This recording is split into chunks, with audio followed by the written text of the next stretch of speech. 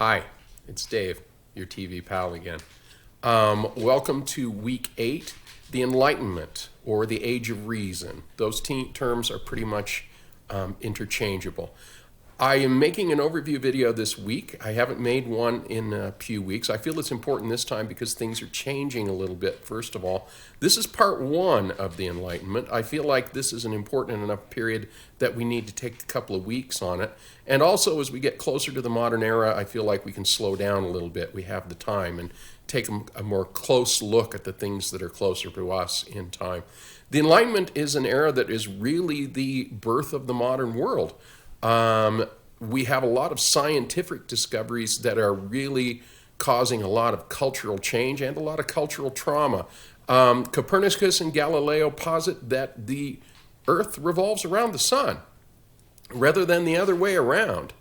And giving up the idea of the Earth as the center of the universe was a very difficult idea for a lot of people. In addition, Isaac Newton's work in physics means that we are getting close to a scientific model of the universe, of reality, that can explain things and give account of reality in a way that does not require a God to be monitoring all of this activity.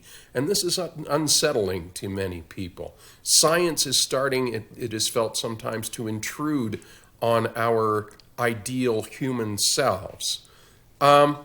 This particular module is mostly philosophical. It's mostly philosophers. I think that's important because the philosophical underpinnings of the period are really important to understand. This is a time when John Locke and David Hume are beginning to question the divine right of kings, the notion of a monarchy. And it says, why is one person the subject of another person simply due to factors like the time of the person's birth and the place of the birth and then the history of their parents. And they're working towards an idea that all people are the same, all people are equal, and no person should be the subject or slave of another person. Of course, these ideas have never been fully implemented, and in particular because of the industrial age and the colonial age, there's going to be a lot of enslavement. There's going to be a lot of subjugation to come, and a lot of questions as to whether the ideals of the Enlightenment have ever truly been implemented. But Locke and Hume in particular are also the underpinnings of the American Revolution, the French Revolution, the overthrow of kings, a lot of political ferment. So we're going to be taking a look at them.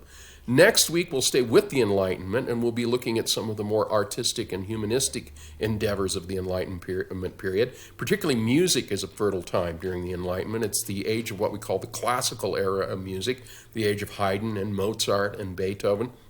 And we'll also be looking at some what's called neoclassical in the style of the Greeks and Romans and architecture and things like that. So it's an exciting, fermenting time, and I hope you enjoy taking a look at these ideas.